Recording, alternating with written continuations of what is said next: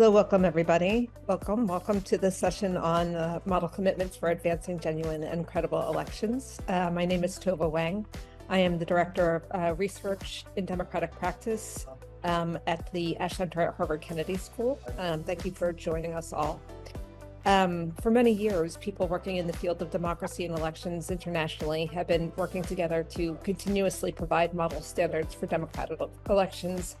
And given the tumultuous times that we're in and the quickly advancing technology as well, and the information environment that has changed so much, it's been really important in particular that such standards meet this moment. And so this panel will be presenting and exploring the newly released model commitments for advancing genuine and credible elections. It was developed by International IDEA, the Carter Center, NDI, IFIS, and the Kofi Annan Foundation. And it is a resource of actionable commitments to help improve, defend, and expand election integrity that was released in September of 2024. And it provides specific steps government leaders and democracy advocates can take to help strengthen democracy in elections, including ways to expand dialogue on key electoral issues internationally. The commitments draw on existing international norms, standards, and best practices for elections, but try to move the field forward as we face these new pressures and new circumstances all over the world.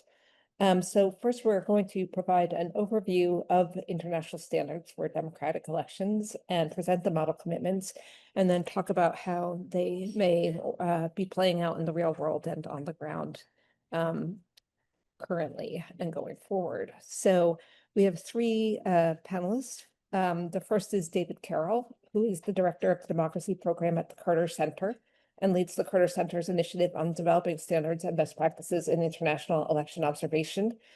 He joined the center in 1991 and has managed or participated in more than 70 Carter Center projects to strengthen democracy and electoral processes around the globe.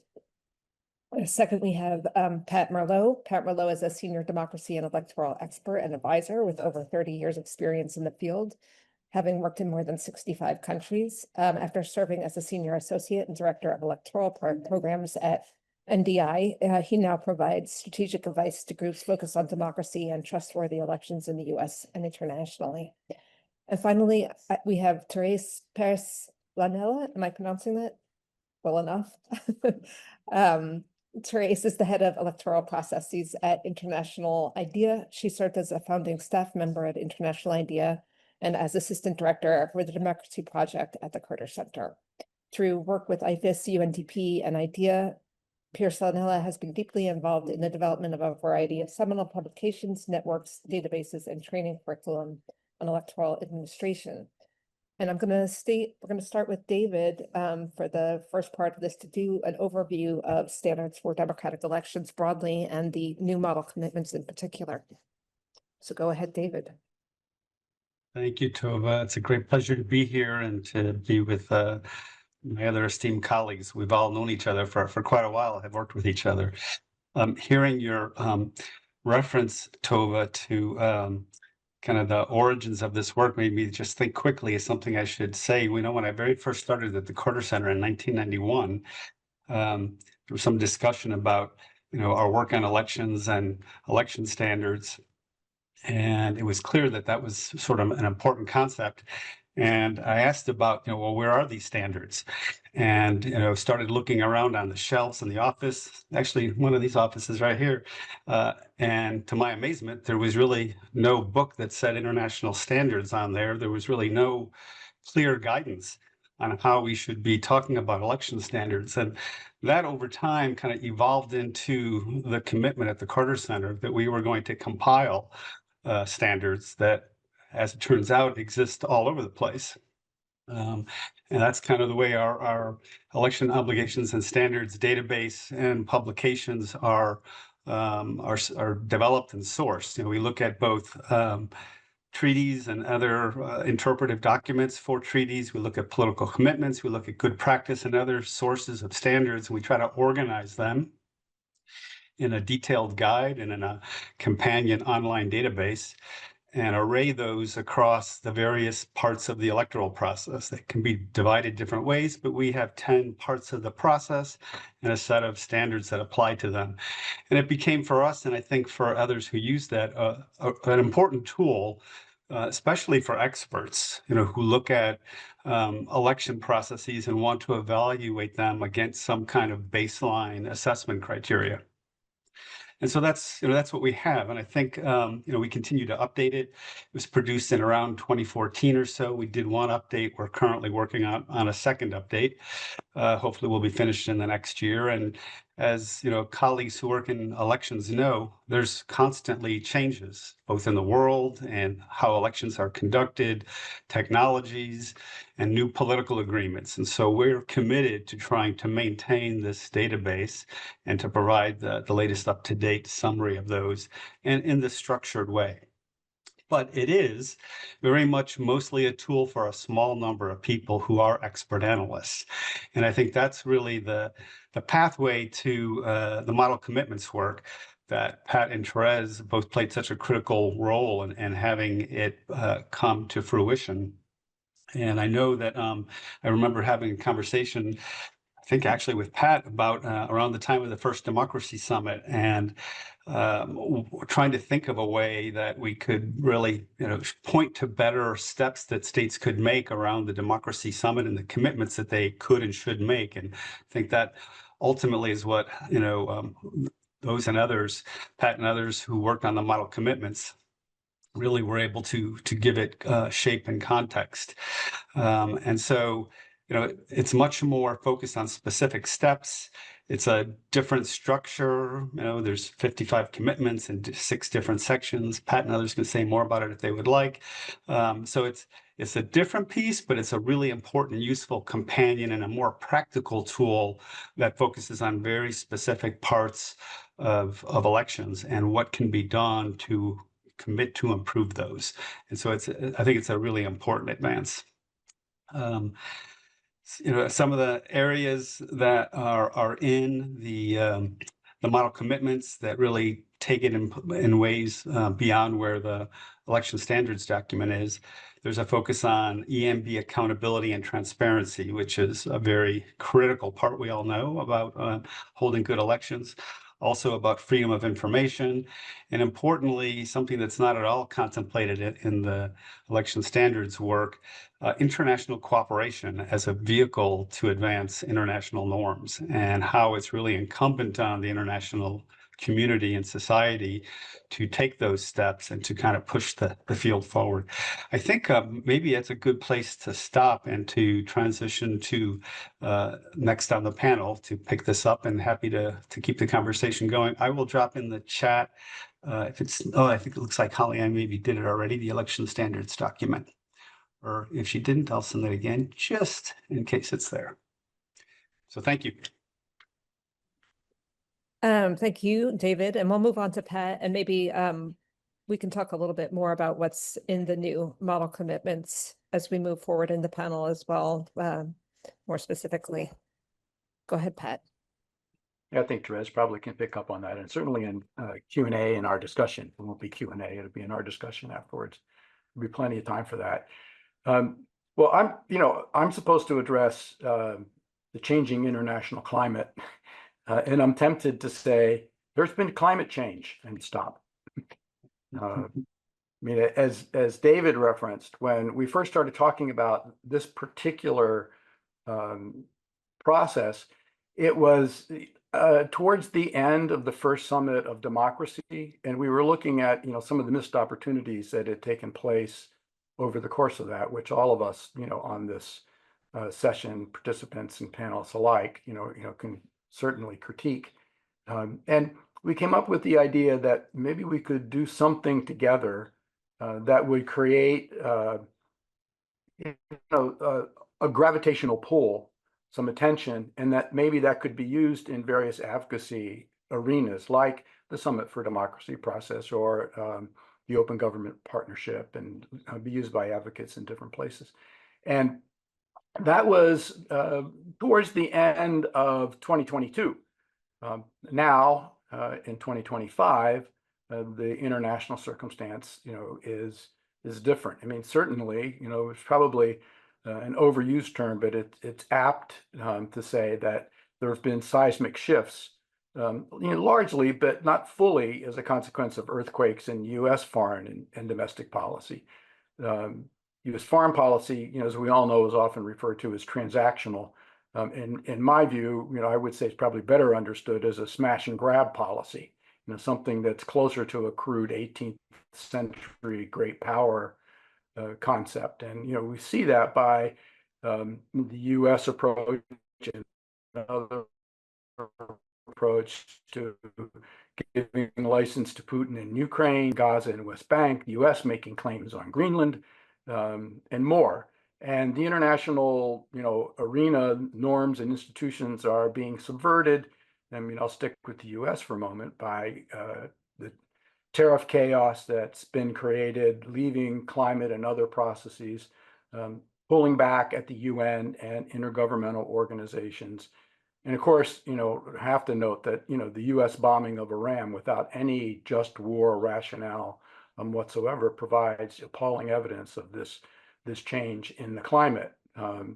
So the dismantling of U.S. AID fits into this context. And of course, we have to talk about that when we're talking about the kind of assistance that might be given in, democracy-related and election-related arenas. And that, first and foremost, has been devastating in its effects on humanitarian and health and conflict mitigation, other areas. And it's been debilitating for democracy assistance.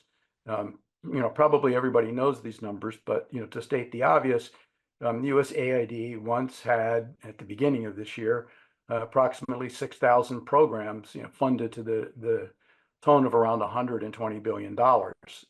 Now, according to a spreadsheet that was provided to Congress, and that's been up on the web, there are about 900 programs and at around $69,000.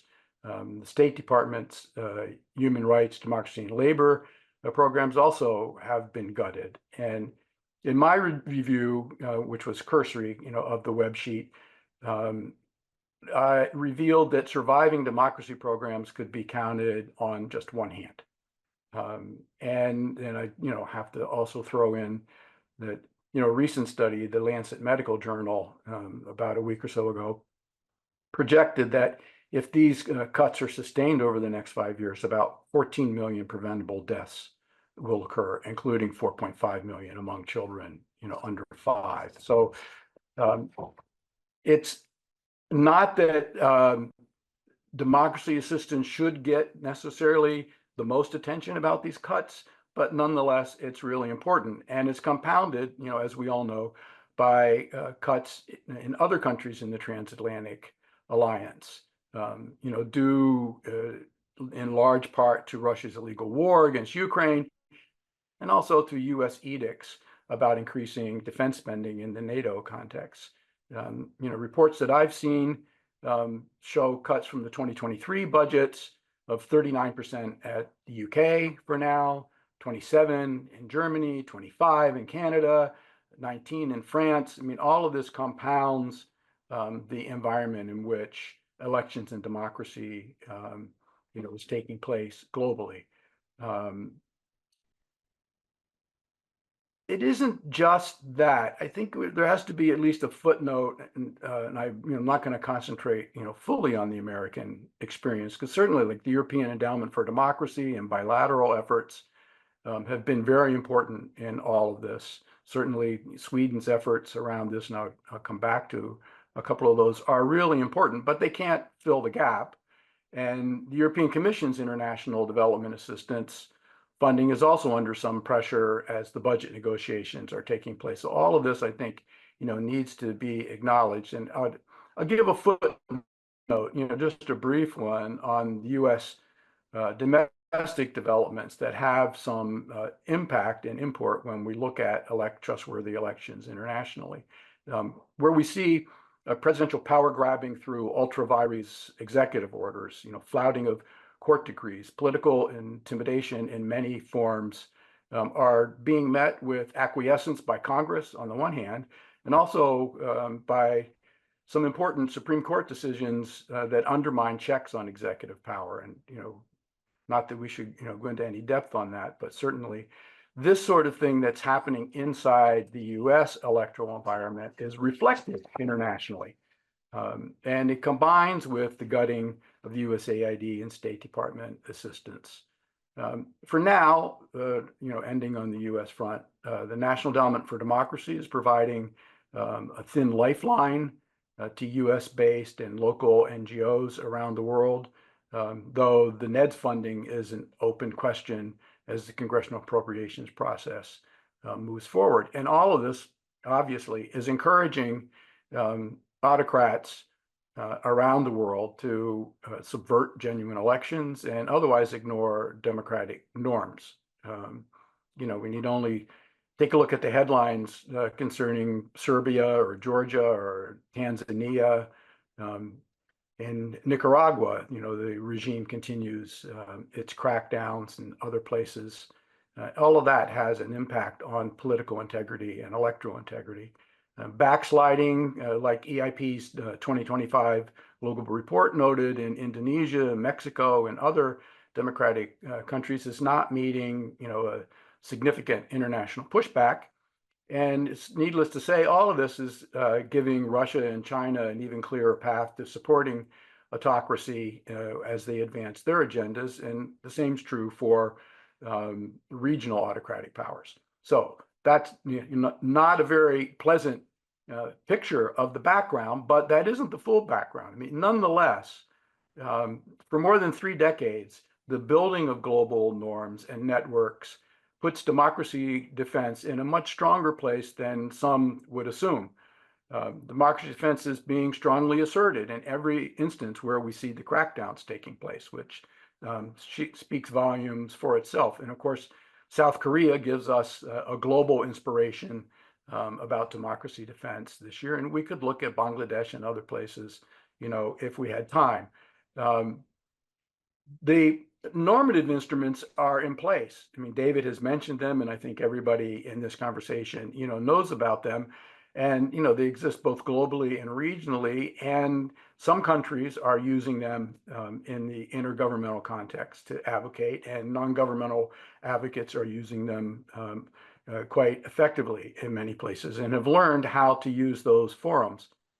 There are cross-border networks of election officials, election monitors, international election observers, and others more broadly in the electoral arena that are concerned with trustworthy elections. I should just mention a couple of examples of that. I mean, there's the Asian Electoral Stakeholders Forum, which is organized by the Asian network of election monitors and FREL together with election management body partners.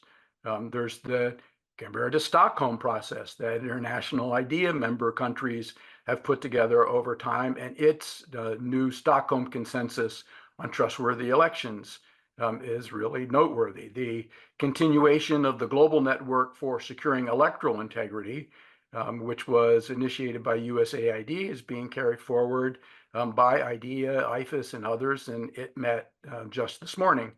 The network around the Declaration of Principles for International Election Observation is to hold its 20th annual meeting this fall and is still operating quite strongly.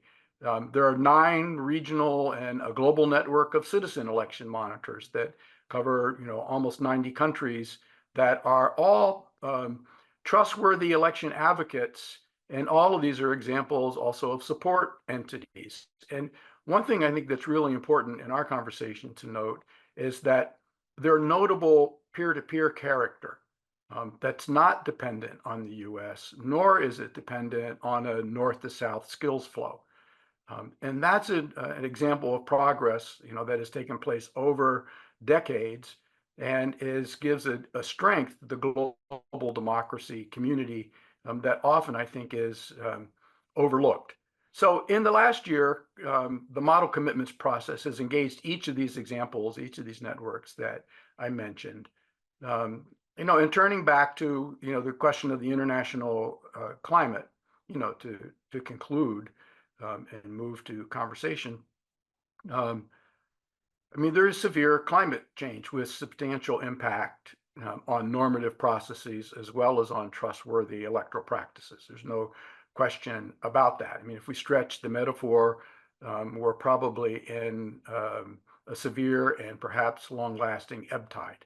And in that context, when you look at tools like the model commitments, what we're really concentrating upon is holding the line in countries where it's possible and making incremental improvements in countries where that might be. So the crux of the current agenda, in a way, is shifted quite differently than when Therese or David or Tova and I first started in this practice area 3 decades plus ago.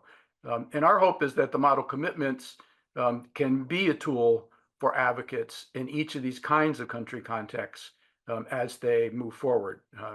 It was a modest undertaking to begin with, and I think it'll have a modest and hopefully, as we look back, useful role in a normative way and in a practical way a few years hence.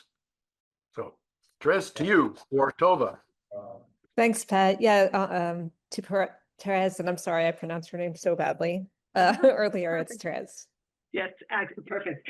Thank you so much. I'm going to give the same story, but from a different perspective. So both David and Pat come from the election observation community. And for them, as described by David, this set of norms has been critically important. If you're going to hold institutions accountable, if you're going to say something about the credibility of an electoral process, you need to have something to measure against. And so that imperative to have a bit of clarity on what is okay and what is not okay, and to have that not be something just, doesn't seem right, but to have something that's codified, agreed on, ratified, written down, and has become part of the canon, has been extremely important for that community. I'm going to say the same story, but from the other side, which is from the election management perspective, one that those of you who work with Toby, for example, academically are very interested in, is the election management body's point of view. And for an election management body, these norms and standards, the package that David was talking about and that is codified, and please do check the link, but also the specific document that we're talking about today, which is also in the link, and I encourage you to open it up as we're speaking. The model commitments. I'll just show it. The model commitments for advancing genuine and credible elections. It looks like this one. These are important to know what you are being measured against. That is what you're aspiring to, and how you organize yourself in an aspirational way. That is what you are aspiring to. So what you're being measured against and what you are aspiring to in the election choices, decisions, in how you prepare your staff, in how you arrange your interagency cooperation, and so forth. These type of global norms are important when they are established and codified, but I do want to mention the importance of the codifying of them, because the conversations, every piece, every obligation that you find, everything that you measure against, all the way from the Universal Declaration of Human Rights, is the product of a long discussion where people see things differently. And I think that discussion has extraordinary value in building community and building consensus. Because really what global norms are a shared understanding of what we expect as a community, of what we're working with. And that is not always obvious. And if we take the example of election administration, these commitments are part of this process of developing a global profession or a professional space of election management, the kind that Toby and his students and those who are doing PhDs in this area are looking at. And 40 years ago, there was neither global nor professional necessarily. elections were largely seen as a domestic affair. You organized them in the way that made sense for you. If you were allied with the Soviet Union, that was the important thing. So this sense of that there were global norms that you needed to adhere to just wasn't there. If you were in Western Europe, you did it like you always did it. And neither was there really a sense of it being a profession. That is, it was something that happened in many places, but the thought of election administration being a profession wasn't really there.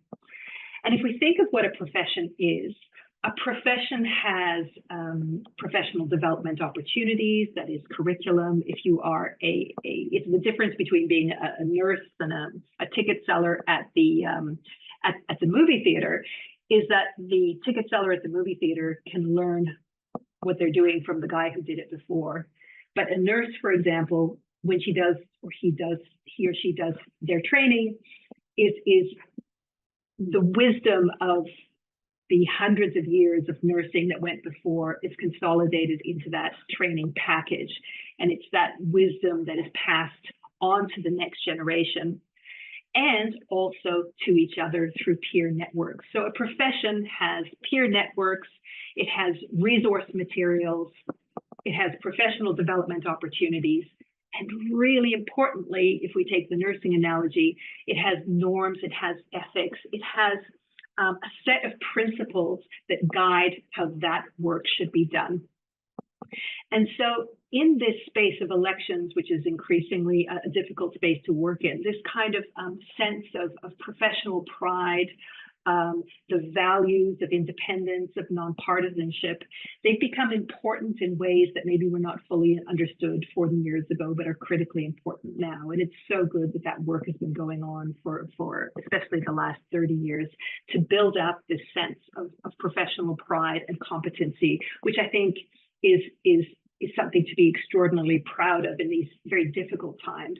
But if we look globally, there really is an extraordinary cohort, both of election practitioners from headquarters at capital cities all the way down out to remote areas, but also to the observers that the domestic observers and international observers that very thoughtfully look at those processes, and media who report on them. So that knowledge base is very strong. And so this idea of a global profession is now that we globally are looking at the same set of what we expect from our elections. So this is, I think, a huge, something to be extraordinarily proud of as a broader community. But those norms, they shift and change and coalesce over time. So something that is not obvious at first becomes obvious. So now the Universal Declaration of Human Rights or the ICPR, they're things that we would just seem absolutely foundational. And they have firmly established, anybody would know, genuine, periodic, secret ballots, those as being those kinds of essentials. But they're not super helpful, as David mentioned, when you're trying to organize an election observation mission and say something clear, genuine isn't really helpful. So across the years, there's been so much more granularity put into it. And in the early, or I would say the 90s, we take that period, it was really about the basics. Maybe the independence of the election commission, the importance of voter education, the role of candidates, that type of thing. So if you look at the norms from that period, they were very much about building a field, whether it be the field of election observation with the Declaration of Principles, or the field of election administration and many of the regional guidelines on election administration. 2010s, we see this just more and more detail, more groups, more specificities, and then maybe a little bit of a dip with nothing for a while, and then we have now. And the realization that everything has changed and that that big package of norms is just missing things. And so in these conversations that David and Pat were mentioning about those early days of the Summit for Democracy and looking at what might be missing a couple of years ago, there were just the list of things that those original set hadn't really taken into consideration was quite long, and thereof the imperative to do something about it. And so there was this real revival of this sense of needing to develop global norms. And I'm sure many of you who are on this call have been part of working in that space. So if I just mention a few of the things that have changed and how the model commitments speak to them, to give you a bit of, to go inside the document a bit. But we have elections themselves changing profoundly. Voting has shifted. We are now no longer, many of the assumptions of the 90s, for example, was the controlled space of a polling station. And so a lot of the observation, for example, techniques and so forth were around the polling station and what happens there. That's increasingly not the case anywhere where other voting arrangements have been freely allowed, maybe because of COVID or other migration, people not in the right place and so forth. So for many reasons, other ways of voting like postal voting, online voting, advanced voting have begun perhaps for some small groups, but then have expanded to ever increasing parts of the population. And during COVID, this just exploded. The alternative options besides the polling station. Now that creates a lot of vulnerabilities in the electoral process, because anything outside the polling station on election day is a kind of an uncontrolled environment. It's difficult, more difficult to observe. And it's more difficult for, conspiracy theories to arise. And I'll just point to Stop the Steal for those who lived through it. But the fact that that was about postal voting is no coincidence. If you look at the similar debates, of course, the US is the one that we all know, but each of us is in our own context, and we will know what is being questioned in our own countries. And it's often to do with embassy voting, something that's gone wrong in those things. And it's true, it's easier for something to go wrong, or perhaps institution voting, and those examples are becoming well known. The other, of course, huge thing that's changed is the information environment, which means that things that used to be small are now amplified, and increasingly concern is that they're being deliberately amplified. So a mistake, somebody's postal ballot didn't make it in, suddenly becomes something much, much bigger than it would have been many years ago. And then just to pick up on Pat's climate, the general sense of what the world is putting extraordinary pressures on election management bodies who are organizing elections throughout forest fires or bushfires, storms, and extreme heat at the moment, which is putting a lot of pressure on the staff. And these could perhaps all be manageable, but then there is this compounded, on top of the voting being more complex and vulnerable, on top of the environment in which we're working being tougher, and the information environment that amplifies anything that goes wrong or that makes discussions kind of out there, is this sense that it's in someone's interest to destabilize. So all of these make the opportunity for destabilizing easier. Vulnerabilities, the ability to make those vulnerabilities very well known, a sense of the election management bodies being under extraordinary pressure. But the fact that there are now, deliberate and systemic ways of taking those dynamics and just amplifying them completely is an environment that is very, very, very difficult to work in right now for anybody who's involved. Add to that the support systems that were normally in place, the extraordinary work that ISIS and UNDP do to support election management bodies, or the support that USAID and others have given to domestic observers to do their work. The fact that those kind of scaffolding or support structures have collapsed in this environment makes things extremely difficult. So what these model commitments do is they try to add a little bit into that space that is that middle space where things might be missing from the big push in the 90s and 2000s to have a more comprehensive set of norms. And you'll notice that for those of you who are able to open up, but there's 6 sections. And the first section adds granularity to the word genuine. That's always been the problem, is that genuine says who, and it just really, the work, the care that was put into the definition makes it really a work of art. And I just want to say kudos to Pat, who was sitting with the pen on that one. The second and the third one are about legal frameworks and about election administration. And where once that would have been reasonably short, now you see they're just getting longer and longer and longer. And that's to fill in these many gaps that either that people are looking for guidance, so they see something is wrong, but they're like, I don't know what to point to, I don't know where to look. So it's trying to fill in some of those gaps.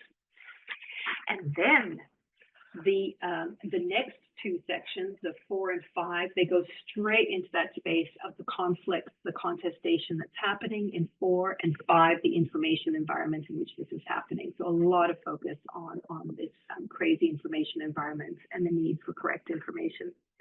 And the 6th one has been pointed out by David that is completely unique, and Pat's given lots of examples of how this has been working in practice, is this transnational dimension. That is so important because the issues that election authorities are facing, or those who are concerned about the elections in their own country, are crossing borders.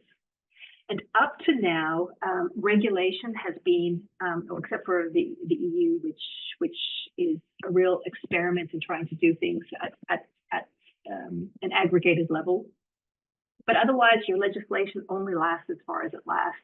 So what does that mean with your concerns about diaspora voting and what's happening out there, or campaigning, or money crossing borders and so forth? So this imperative to cooperate across borders is one that was introduced in number 6. And here I want to give an example of how having that there allowed for an opening up of space, because when the norms are written down, you can point to them for other purposes.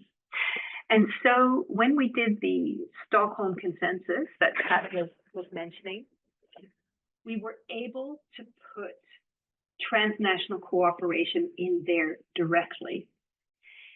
This was extremely important because for the election, this was for the election management bodies of IDEA's member states. For our election management bodies, they normally know that they need to engage globally because things that will happen somewhere else are going to come to their own place. Behavior that is happening somewhere else will arrive in their own countries at some point. So they need to be vigilant about what's happening elsewhere. They need to see innovation that happens elsewhere so that they can start to implement it. And they need to cooperate across borders to deal with some of these cross-border threats. But most election management bodies do not have a mandate. They have no budget to work internationally. They've been doing this on the sly. So this model commitments and the repercussions of it meant we could put it into our Stockholm Consensus, which meant our election management bodies can advocate domestically to be able to have that mandate, that extra mandate to be able to cooperate internationally. So I wanted to mention that as like a specific outcome that we can see already now. I'll stop there. Thanks, Tova. Thank you so much. Thank you so much. I guess I'll just kick it off by trying to maybe dig into the commitments a little bit. I was struck, just this is based on my own immediate recollection, but at the things that were new in it. And I was wondering if, starting with David, but for anybody, what are the things that are new in it and why have you now added some new things to it? I was noting particularly some of the technology and social media issues, as well as financing of elections. Thanks, Tova. I actually think it's probably better for Pat or Therese to address that. They're probably more expert on the content of the model commitments than me. I'd rather than steal their thunder on what's new there. I'm still kind of stuck in all of the election standards kind of building that we do at the Carter Center. So let me hand it to either of them.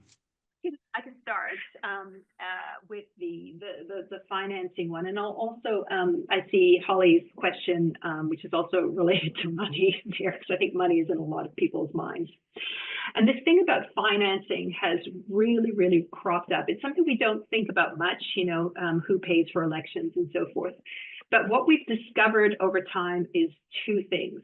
One is that if even in a completely benign environment, an environment of goodwill, but if the resources are not sufficient or on time, then you are setting the election authorities up for failure, and that failure can have really, really devastating consequences if they are not able to deliver up to expectation. So the importance of financing there that's one of the reasons. But the other one, the more concerning one, is that the tap with which financing is given or not given can be very influential or problematic for the independence of the election management bodies, and can be used as a political weapon when needed. So money withheld, or how money is given, or what it is given for. And so kind of setting down some kind of guardrails around money, or just like putting money front and center was one of those innovations, and I'm really glad that you spotted it, Tova. And I'll let Pat speak about more, but I just wanted to address Holly's question here, because it's also got to do with money. And I think that cost effective is exactly where we are all headed. And in fact, interestingly, developing global norms, which I think can be incredibly powerful, is reasonably cost effective, because it's exactly this. It's Zoom, it's the co-development documents that we have already online and available. And it's extraordinary how much you can get done through this, and what powerful impact it can have. So sharing experiences, linking people up to be able to work together is, I think, one of the most cost-effective things we can do. And in the observation space, one of the things that we're all extremely worried about is closing space, and the protecting. What did Britza from AMFRL call it? She calls it the protective solidarity with those who might be under like physical threat, whether this is observers or those who are organizing elections. They're actually under physical threat. So some kind of protective systems where you know, buddy systems. So the more networked that people are, the more safety there is. And it's really helpful if those networks are regional, like beyond country borders, because it looks like country trajectories can change on a dime, pointing to Sudan, for instance, or Myanmar, where it can change like within a week, where somebody who has a stable job is suddenly someone who's in jail or on the run or hiding at home. And so the protective structures have to be beyond the country itself. And another innovation will have to be in the observation space, because before we depended on an invitation, and we also depended on some kind of financing to set up, for example, international observation missions. And neither of those things are anything we can take for granted in the future. We see a real drop off in invitations that are extended to credible election observation missions. So what we can see is the rise of a lot of creativity. Now, there's a lot of disorder in that, and I think it has to be figured out how that works. But we can see, for example, Golos looking at the Russian elections from outside, like based in Lithuania, but using various techniques, using technology to try and understand what's happening with the elections in Russia. Or we can look at Venezuela, where the Carter Center were able to have a finger in, but not a proper mission, and so could do what they could. But there was a real creativity amongst academics and so forth to try and piece together what actually happened outside in a very organic and networked way. So I think that our protection of democracy is going to be very much that. It's going to be much more grassroots, much more creativity. So finding ways to have people meet and figure things out is going to be one of the cost-effective ways in the future. Just quickly, because you touched on something that I was going to bring up, which is threats to elections officials and elections officials themselves now becoming targets. And I may be wrong about this, but I noticed in the current version that there is training for law enforcement and judges and so on the commitments. Tell me if I'm wrong that that's new, but it seemed like that was something that I picked up on at least. Have to get Relatively new. It's not a new concept in this arena. It's relatively new to include it in a document of this sort. Pat, do you want to pick up on the other new things? Yeah, I don't want to go on too long because we get onto some other questions, but I do. So in here, I think David said it very, succinctly. On the one hand, I mean, I'll confess, I'm a lawyer and I've taught international law and international human rights. So I think in those kinds of terms often. What we're really looking at is trying to add to, as Therese, as you were saying, building and fostering normative processes. I mean, so there's not really very many norms. Norms are something that hardly ever get deviated from. There are not very many norms, but we're trying to build consensus that moves in that direction. And so in section and the third section on election administration are restatements of what is already settled, although it takes them through the, as you said, the kinds of definitions and granularity, it takes them steps further, but they're based on the electoral accountability, or you might say electoral justice, and information integrity are more or less new grounds. And what it does is pull in what we always refer to as best practices and what would be aspirational in terms of the directions that we go there, based on what are principles that are there. So there are quite a bit of new things here, and it's looking as much as we can forward. And as Tova, as you said, is just on that one question, election officials. Of course, those of us who are living in the United States, this is a relatively new thing nationwide in the United States, although if we had certain states and certain times and certain localities, that's always been a problem.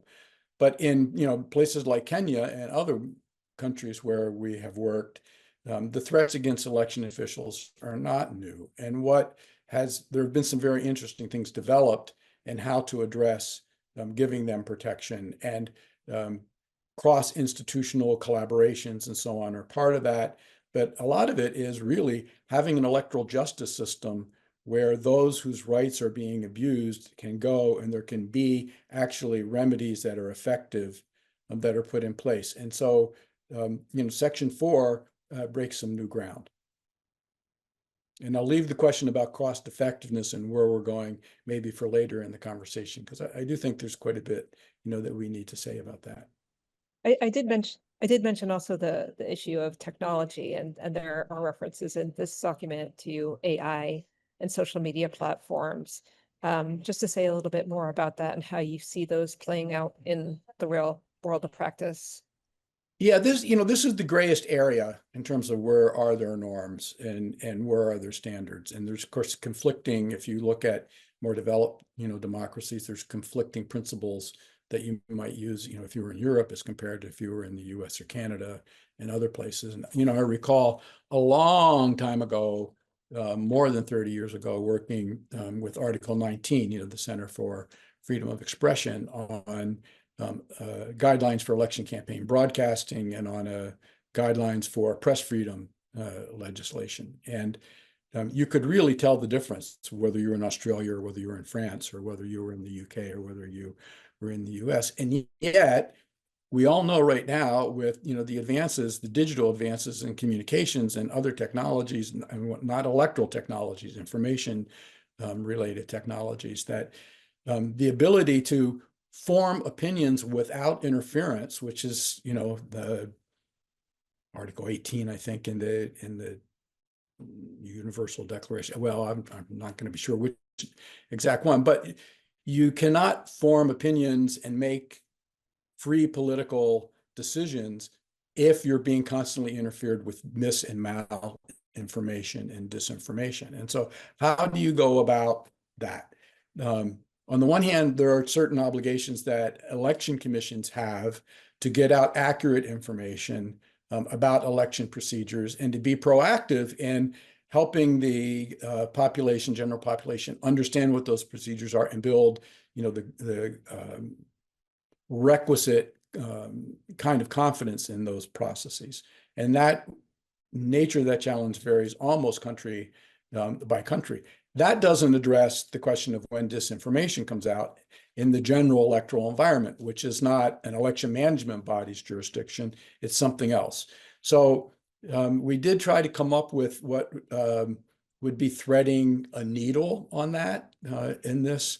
And I think that's the area where there's going to be a lot more conversation going forward. And hopefully, if there are ever supplements or amendments to this, or documents that are specific on that arena, will go there. And I'm like kind of ducking the question on, generative AI and other things that are, happening in the environment right now. And election technologies are a separate conversation. I think Therese is probably in a better position to take on those if we get to that.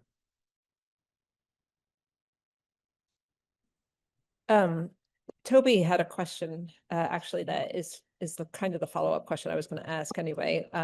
He says, first of all, it feels like we're comparing two worlds, mid-1990s, when there was money, there were no consolidated standards, and there were physical libraries, and 2025, when there's no money, there are consolidated standards, but there are digital libraries which are easily transmittable. So how can we hold elections to account in that new environment using standards in a digital environment?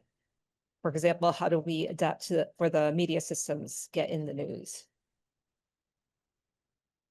I think it depends. All right, so Toby, a great, almost dystopian, circumstance, or we could look at some of the great, literature that's out there in that arena.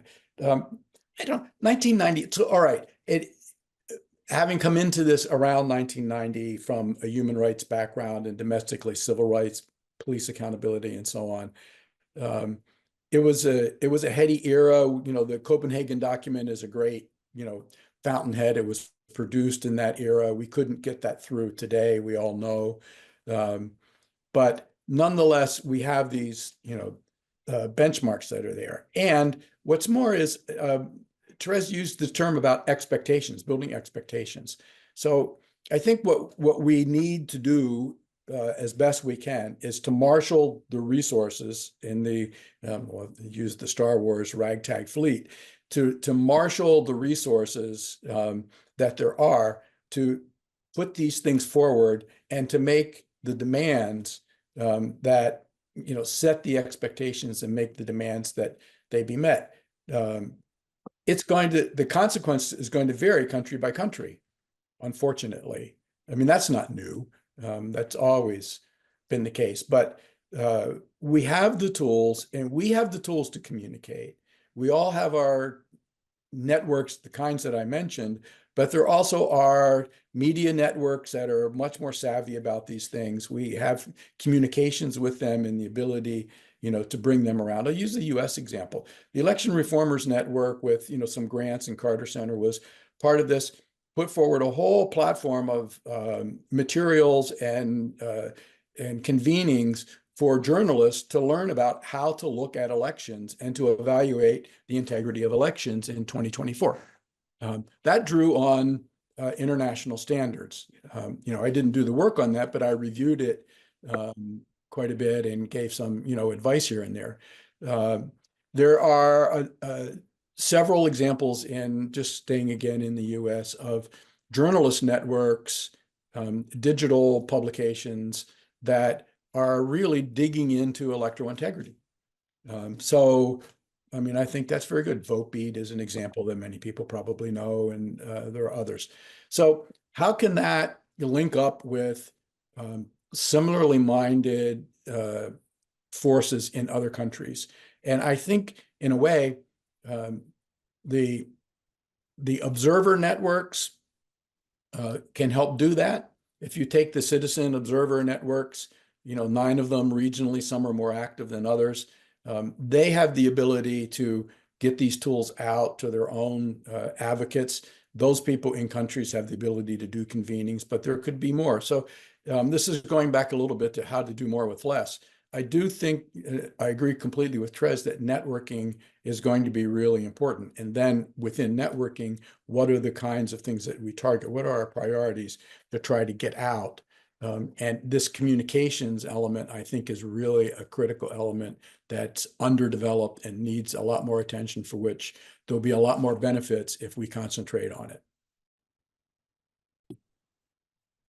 Therese, I would like to get back to you for a second, or continue with the idea about who the audience is for this document, because I think it is wider than just the set of experts that we started out talking about with David. You just mentioned journalists, and Therese, you talked a lot about election administrators and election management bodies, and I was very struck by your discussing it as a global profession, because in the United States, I work with elections officials quite a bit, and there is a huge interest in making it into a profession. And so really defining what that means, are we talking about, could there be an association like bar associations or something like that? Is that the aspiration? Or are you just hoping or planning to try and socialize this among election administrators and election management bodies around the world to incorporate into their own guidelines, guide practices, even if it's not put into the legal framework? Great questions. And I'd also like to just park the technology question that you had before AI and Toby's question about what academics should be doing. So I've got some ideas about that one too. But in I'll take your last question in 2 parts. One is this resurgence of interest in the United States. You know how I said that 40 years ago each country did it kind of on their own and so forth, and I think the U.S. was almost the most of that, and sometimes even in individual states it was like, well, we do it this way, or counties, we do it this way, and we've always done it that way. Now, of course, there's been over the years within the United States a lot of interest in finding, sharing information. You've got the NCSL in Denver, or you've got the elections group, or you've got different groups who are, and some of the universities like yourself, who are helping to just create spaces where things can be shared, and even the attempts to kind of maybe share data and so forth through the ERIC program and so forth. So it's been COJL, I'm just thinking there's all kinds of forums where it's been tried. So I think there has been interest in trying to create that sense of collegiality and professionalism in the United States. But I see that on turbo right now, or in the past couple of years, and especially since this executive order now earlier this year, like the interest is off the charts. And before, there used to be this sense that the global conversation was one conversation and the US one was a completely different. And those people who are very prominent in the international conversations, people like the ones that you see here, David's and Pat's, and I'll mention Jeff Fisher as well as someone on the election administration side, they were people who didn't work a lot in the U.S., Chad Vickery from IFAS, for instance, but in past years are starting to work exactly in the U.S. And the Carter Center is an example of that, where a lot of the programming has switched. So this kind of the global was one thing and the U.S. was another. That is coming together like this. And at this week, in just a couple of weeks ago, we've mentioned the Stockholm Consensus a couple of times, but we had over 40 election authorities here in Stockholm. I'm speaking to you from Stockholm, so here. And the U.S. was very much part of that conversation, represented by different groups, because there's no one single election management body, but the mutual interest was palpable. So there's connectivity. Now, in the global space, there has been curriculum developing over many, many, many different years. And for the first time, I heard, oh, how does that work? Can we use it in the United States and so forth? So that kind of interest going in that direction. And I know that the Carter Center, for instance, and I think NDI and IFAS as well, are taking ways of doing things that they've learned from other places, dispute resolution techniques and so forth, and seeing if they can be applied and applying them in the United States. So that's kind of knowledge transfer in that direction towards the United States. But I think also very much in the other direction for two reasons. One is that the tough things that the U.S. has been going through, sometimes in individual counties or in individual states. I'm thinking of Maricopa County, for instance, the incredible pressure on the results and on the staff afterwards. Those lessons are those kinds of this could happen here spreads elsewhere, like, oh, okay, what happens if that happens here? So watching what happens in the United States, but also the extraordinary courage, innovation in the United States is also worth showcasing elsewhere. It's because the US is so decentralized, these brave, courageous, thoughtful officials at the or activists at the county level or at the state level are coming up with all kinds of, whether it's in COVID to help people vote, with just different ways of doing things that are now of interest elsewhere, but also how to protect their staff with legislation like in Colorado. Now that how do you what kind of techniques can you use to prepare your staff for what might hit them at the polling place if there's aggressive behavior? So those experiments are really worth sharing elsewhere. So I think that sense of a global profession is now even more because of the entrance, because the US is now part of that conversation, and I'm absolutely thrilled about that. Can I just mention something about technology, because it was parsed earlier, it was something you asked, Tova. With technology, because elections are so complex to organize, there's so much information, and now with multiple streams of voting, technology, the efficient use of technology and information handling, it's just critical. You, as an election management body, you've got to have intelligence on what's going on everywhere. Your systems have to work well. You have to have tracking of your staff. So the use of, the most efficient use of the best technology is really, really important. But you have to be very, very, very cautious of your outwards facing technology. That is the ones that the voters or that the parties will deal with. For parties, it's a little bit easier. I think that they understand that if there's disclosure rules and so forth, to be able to do it online can be more efficient. So I think that's less of an issue. Introducing technology thoughtfully towards the parties is one thing. But anything towards the voters has to be introduced incredibly carefully, because the backlash can be extraordinary, as you have seen with the narratives about Dominion voting and so forth. The narratives, the conspiracy theories just go wild. And I think the experiences of Venezuela and Brazil are such that whether something's true or not about the technology, but the fact that people don't quite understand how it works is enough to make introducing technology something to be done very carefully. Having said that, it is the future. So I think we're watching carefully, the experiments in the Philippines and those who are a little bit forward-leaning, Estonia and so forth, because of course that's going to happen in the future, because people, even though some people are worried about it, and that's where conspiracy theories are lying, it's also what younger people especially are expecting for the future. It does make voting easier. So yes, 100% for your behind your back door, back office technology. One caveat here: a lot in countries that can't afford their own elections, and here we have financing again. Beware of buying something in that you can't afford for the long run. And I think we're going to see a huge problem now with the extraordinary investments in biometric technology and polling stations and so forth that donors have paid for. And now that donor money isn't there anymore, how is that going to work moving forward? So I think that technology that's being paid for externally is going to be an issue moving forward, regardless of the merits of the technology. And finally, while I have the floor, and then I won't say anything else, is academics. this is Toby's second question. The role of academics is please stay very, very, very close to this field. It's fast moving.